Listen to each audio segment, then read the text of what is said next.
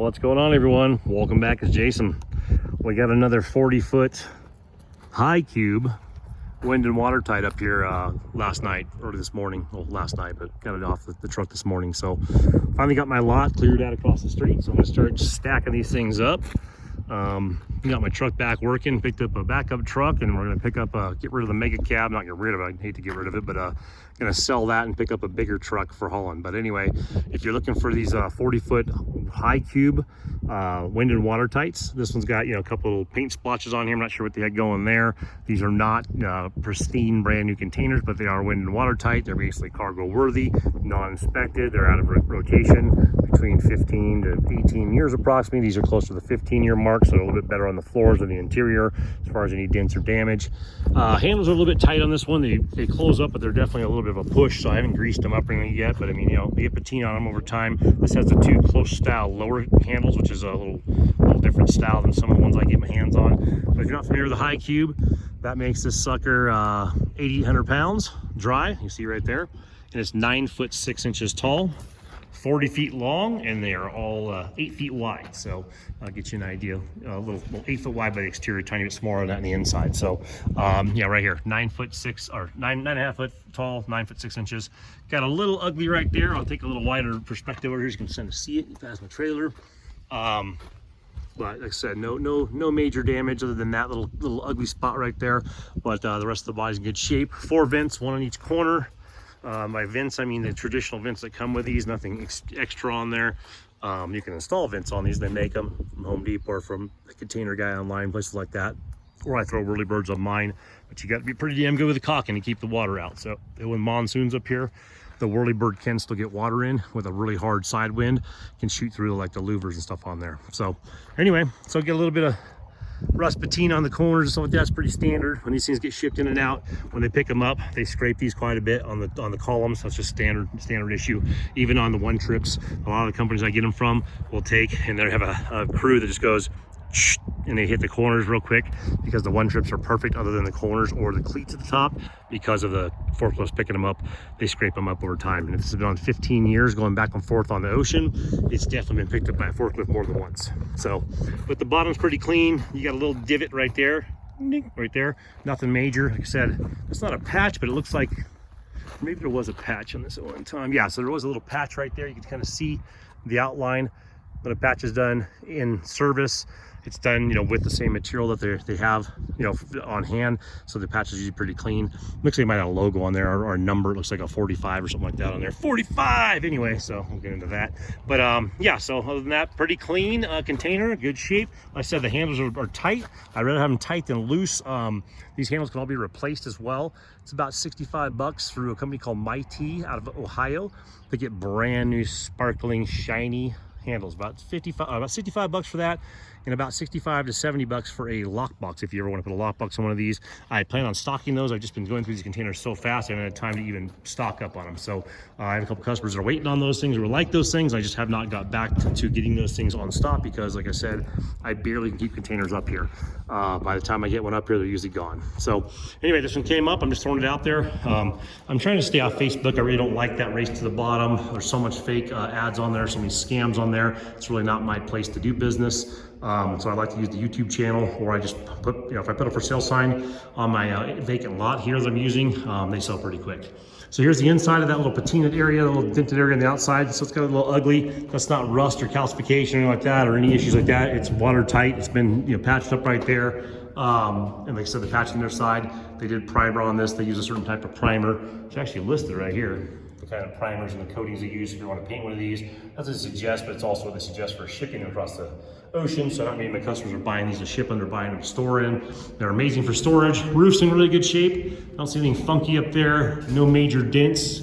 Little bump right there. That's wouldn't be considered a major dent, especially for something in 15 years of rotation. I'll show you the floor on the way back down. The bulkhead is in great shape on this. You got all the cleats in the corner. Like I said, there's a vent right there, standard shipping container vent. Some of them have 2, some have 4, some have 10, just depends on what they order.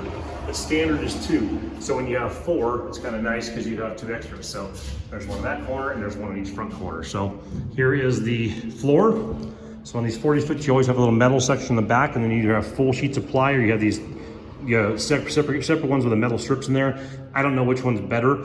I know they all have this metal section in the back. From here back, it's probably the last maybe 10 feet. I'm not really sure why they do that. I don't know the background on that. I haven't cleaned this thing out or nothing, any debris, but they always have this metal strip for the most part. At least the ones that are about 12 to 15 years or older always have this. And you go 20 years back, you have a totally different floor. It's like a circus train or something like that. But anyway, so metal sheet, and then sometimes you'll find full sheets across, or you'll find what they have here where they went plank, plank, long plank, long plank, plank, plank, like you would be staggering a floor for integrity issues if you're building like a shed or a deck or something like that. So, and then these metal strips down the middle. Like I said, this is in great shape. I actually saw a really cool video today, and a guy, he just sanded one of these things down, they use it in the house, and he literally epoxied the whole floor, and it came out badass. So I know everyone likes to put like floors in these things when they make tiny houses and stuff like that, but I can tell you, just sanding the floor like you would, like, say you have an old historic home and you found really beautiful wood floors and there's some old carpet. He literally just took and sanded this whole thing down, him and his wife, and epoxied the floor, and it looked freaking awesome. It looks so like old school and just so beautiful. So anyway, food for thought. Hopefully December, January, February, I won't be shipping containers. I'll be basically taking those 3 months off to help launch a food service business that I'm setting up for my boys and I. For my boys mainly, but to get them going. So December, January, February, I'll be taking those 3 months away from shipping containers to focus on the food service business we're launching. And as far as just, not only launching it, but helping them to the day-to-day, getting the whole gist of everything, and just kind of getting in rhythm with that, and doing a food service business up here in Apache County, Navajo County, up this Arizona, central Arizona, eastern Arizona area. So, but during that same time, because we have snow on the ground and all that stuff, I won't be bringing containers up and back. I just have no desire to go wreck my truck on the highways. They get really rough that time of year, just like it was when I lived in Big Bear in California. The roads get all potted out from the freeze and stuff like that. Obviously, we could have a mild winter, but last year I know the roads were really bad. I did a couple of snow deliveries. I didn't have any issues, but it just takes one issue to total your truck or your trailer, and the downtime's not worth it for me. So I can afford to take the few months off. And like I said, we're going to be focusing on another venture in the Thomas family business realm, trying to teach my kids as much entrepreneurship as possible. So anyway, I'll be taking December, January, February off to focus on food service, and I will also be building my first shipping container tiny house in that 3-month period as well. We're not going to sell food every single day of our lives. We're going to probably do a 3 to 4 day a week top schedule, most likely 3 days a week, and a down day for cleaning. So 3 days for selling and 1 day for prepping and cleaning. So anyway, so I'm gonna either do a 40-foot, probably a 40-foot high cube like this, because why not? Make it kind of, it's tiny, but it's big, or a 20-foot high cube. I haven't figured it out yet. They're similar in prices right now. The 20-footers are still pulling crazy money right now. I don't know why. But anyway, so I'm going to be building out a shipping container tiny house, not to sell, but for a guest house on the property I'm standing on, which is my vacant property across from my other property and down the street from my other property. So anyway, I'm going to be building something that guests can stay in, my family members and friends like that, when they come up, and I'm going to use that as a template for what I want to build in the future. So it'll be something where I build that, and I will later on in the next, let's say, 6 months to a year, commission those jobs out to where I might do a handful of those per year if the demand's there, and if it's not, no big deal, I won't make them. So, but anyway, so I'll be documenting that a little bit more detailed. I know it's not off-grid stuff that everyone wants to see on this channel, but it will be some cool build stuff in a shipping container tiny house, or even a shipping container medium-sized house, I guess you can call this. I mean, how tiny do you want to go? I don't know, but you seem to always need more space. I know my vans, I want a bigger van. My truck, I want a bigger truck. My house is tiny and I always want one more closet, but it is what it is. So anyway, I'll be documenting that. But yeah, if you're interested in a container, this is what I'm getting up here right now. The 40-foot wind and watertight high cube, which once again indicates a 9'6" interior height, or exterior height, sorry. 8'6" is standard, so you're getting one more foot. It may not look like how much on the camera here, but let's see if I can get it to where you can see me in reference. I don't know if the camera be so close to the camera. I don't even know what I'm filming.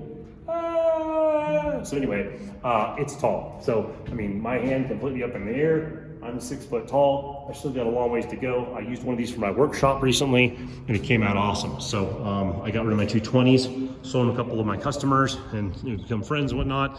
And they loved them. They got use out of them. And I put a 40-foot high cube like this in, and I love it. God, I want 4 of them. See, once again, I want more shit. So anyhow, if I stopped collecting stuff and buying stuff and had so many damn tools, I wouldn't need it. But anyway, if you're interested in one of these things, get in touch with me. Like I said, we deliver off-road up here. I have a full tilt trailer you saw in the video when I was walking around there, so I can get them to your property, no problem. Let me know what you're looking for. I can get the 20s. I can get these things brand new, one trip. I can get them two trip. I can get them cargo worthy. I can get them wind and watertight. This is the best bang in the buck for the buck right now, though. The 40-foot high cube wind and watertights. So that's the best deal around right now. Hit me up in the comments. I'll let you know. Pricing does fluctuate. So if you hit me up 3 months from now, I don't want to claim a price right now and say, oh, well, you told me that. So if you hit me up there, I'm always fair on my pricing. I'll let you know what it is. And my pricing does include a 50-mile radius of my lot here. And it includes off-road delivery if it's necessary. I'm not really worried about beating up my truck. Trust me, it costs a lot of money to beat it up. But I know most people up here live rural, so I completely understand that. Right on, guys. Take care out there and stay safe.